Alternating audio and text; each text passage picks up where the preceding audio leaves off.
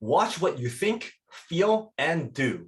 Hi, welcome to another episode of Mastermind Bites. My name is Fong. I'm an entrepreneur, business strategist, real estate investor, speaker, and also a best-selling author. And every single day, I help others unlock the potentials and guide them to succeed.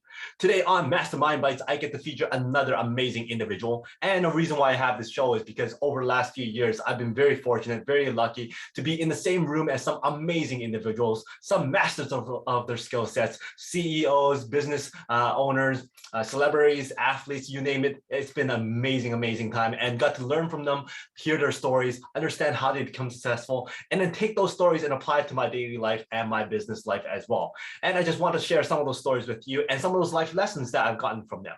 So for today's Mastermind Bites, I get to feature the amazing and very talented Jewel. She has sold thousands and thousands and thousands of her albums, her songs, and she's been performing and she's been absolutely amazing. Her voice is absolutely phenomenal, and she's achieved so much great success. And she came from a very troubling and also very challenging background. She left home at the age of 15. There was abuse. She was homeless. She was suffering from sickness and all that kind of stuff. She had to steal and all that kind of stuff, and she still overcame all that stuff and became this very successful artist, very successful singer. And it's just an amazing journey that she's gone on, and she has so many life lessons. And she's always said that if it wasn't for all those hardships, if it wasn't for all those challenges, she wouldn't be able to write the songs that she wrote. She wouldn't be as successful as she was, because it's those hardships, it's those challenges that allows her to really up her game, to really make her realize what she wanted in her life, and then allowed her to overcome and kind of persevere to become this successful. And it's one of those things that, yeah, it'd be nice to not face any of that kind of stuff, but it's that kind of stuff. And when you're able to overcome that, that's what makes you stronger. And she's always talked about that. And to this day, she talks about all that stuff as learning situations, as learning experiences, and really credits all those challenges towards her success. And she's very grounded. She's very nice. She's very peaceful. And it's just amazing to hear her story. I highly recommend you search her up and listen to some of her interviews, especially one with Joe Rogan. It's absolutely amazing. But there's 5 big lessons I really want to share with you, because I think those lessons really apply to our personal lives, our business lives, to allow us to become more successful and more stronger as well. So the first thing is you just have to figure it out. If you truly want something or don't want something, you need to figure it out to make it happen. Number 2, sometimes take a step back, look yourself in the mirror and ask yourself, is this what you want? Or do you want just to be another number, another statistic?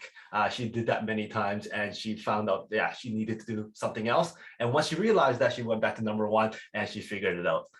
Number 3, track and watch how you think, how you feel, and then what you do. Very important, especially if you want to get past some hard times, or especially if you want to find out what is the problems that you're facing and kind of understanding those issues. Number 4 is sometimes you have to bank on yourself and allow your curiosity of observations to allow you to propel yourself. Number 5, use the pain of challenges, use the pain of adversity to allow you to move and become better. Use that as fuel, transmute it into medicine for you to succeed. And a bonus one, number 6, is be careful what you consume. Be careful what you allow your brain to be exposed to.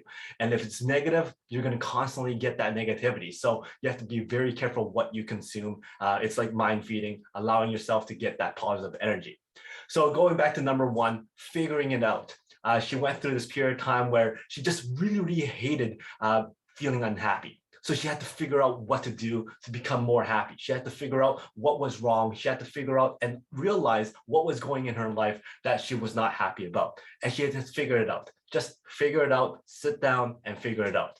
Another scenario is that when she first started, she didn't even have a manager. She didn't have somebody who guided her. She had people coming up to her wanting to sign her to their labels. And you know what? She figured it out. She was kind of jokingly saying that she went to a library and read a book about how to manage a music artist. And she utilized the stuff that she learned. She figured it out and came up with a really great contract for her. She understood what back ends were, royalties, what advances were. Basically, advances was a loan and all kind of stuff. So she kind of had to figure it out all on her own because at the time she was still actually homeless. So she had to figure it out. Once she figured it out, she was able to be more confident. Then she's able to kind of grow. And it actually helps her out a little bit more because once you figure it out on your own and you actually hire other people to help you out with those items, you know a little bit more about what they actually do and whether they're doing it correctly or not. So you have to figure it out. Another thing is when you're doing the right thing, you have to really believe and trust that eventually it will work out. So figuring it out first of all, and then keep on going. Number two that we talked about was sometimes you have to take a step back, look yourself in the mirror and ask yourself, is this truly what you want? During the time period when she was homeless and she was stealing and she had to kind of survive, she stole a lot. And then one day after a long period of time, she looked at herself in the mirror. And then as she was putting something in her pocket, she goes, is this what I want? Am I just following another one of those statistics of a person who's homeless and steals and becomes bad? So she did not want that to happen. She kind of did a self-reflection and then go, you know what? I need to make a change. Went back to number one and goes, I have to figure it out. I have to understand what's going on. I need to change my life or else I'm going to become more and more unhappy, which she absolutely hated.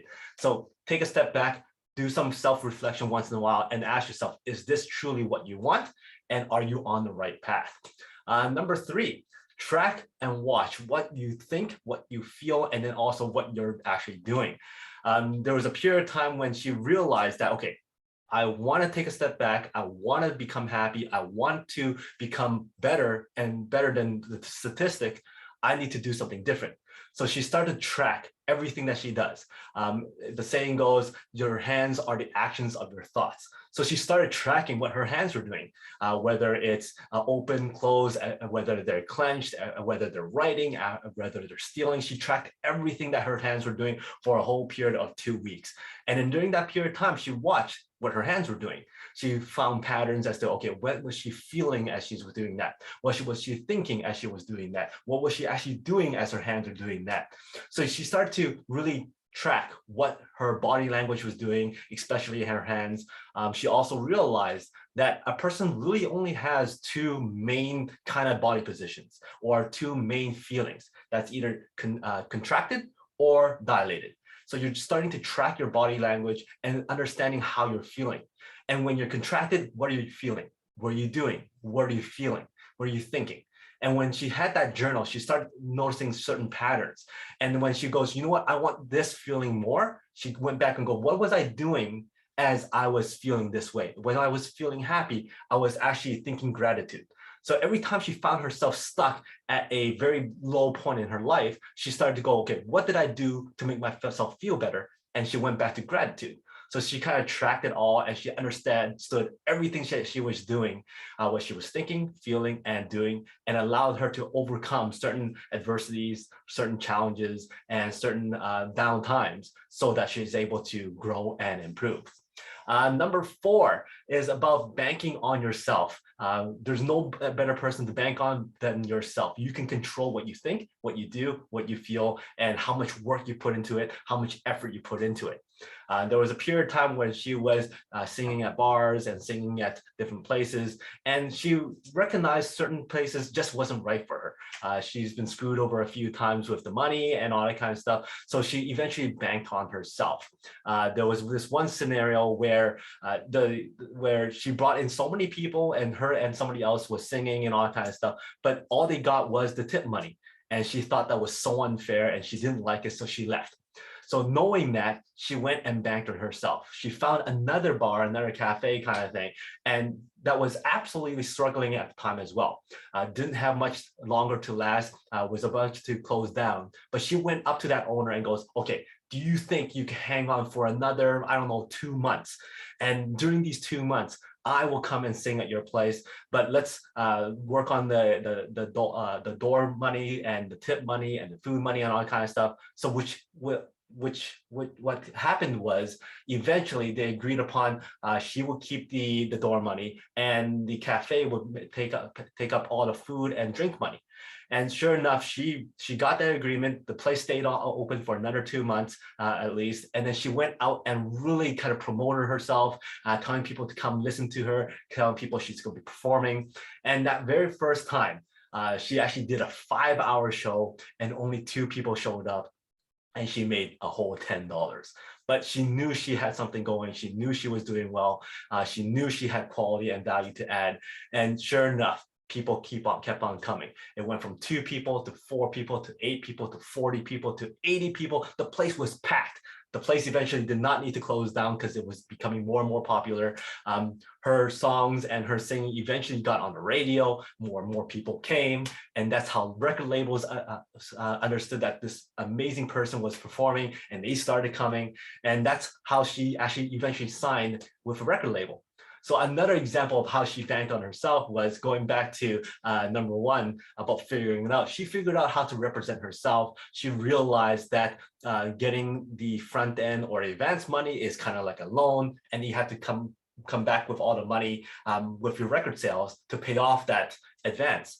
So she didn't want to do that. She wanted to bank on herself. So she actually gave up on an advance. She turned down a $1 million advance. This is during the period of time that she was absolutely homeless still too.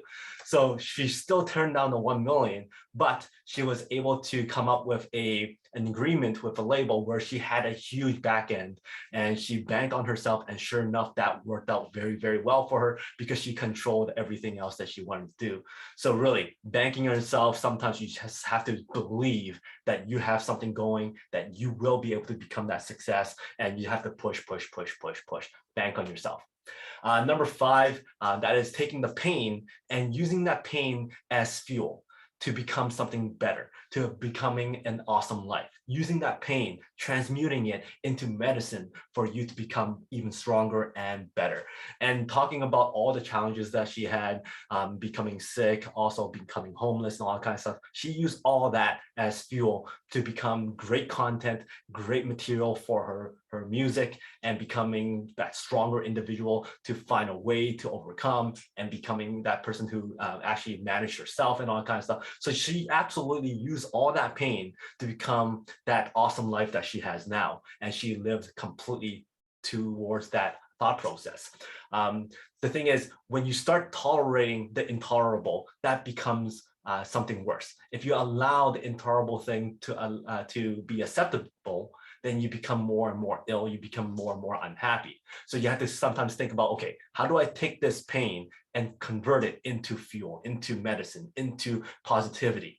Another great example of this was she actually got her car stolen during the time that she was homeless. So instead of becoming very, very upset about that, she actually goes, well, you know what? It could be worse. I could have been in the car while my car was being stolen. So she actually used that as fuel. She jokes about it, and she found a way to overcome it. So that's another example of converting that pain into positivity, into fuel. And then finally, number 6 is be careful what you are consuming. The more you allow things to go on around you that you don't like, the more you will get consumed in the environment. You have to allow that positivity to come in. You can't let all this negative news come in. And she says she doesn't really listen to the news that much because she doesn't want that negativity to come in. So what are you exposing your mind to? What are you exposing your feelings to? And that's why she left her home at the age of 15. She realized she didn't want to be in that environment anymore. So she'd rather go out homeless and work on her own and figure it out on her own than to be still consuming that environment that was not good for her.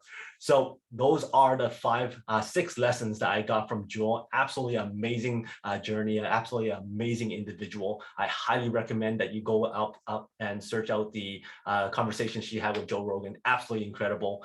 To recap, the 6 things are: number 1, you have to figure it out. Once you understand what you want or what you don't want, figure it out on your own.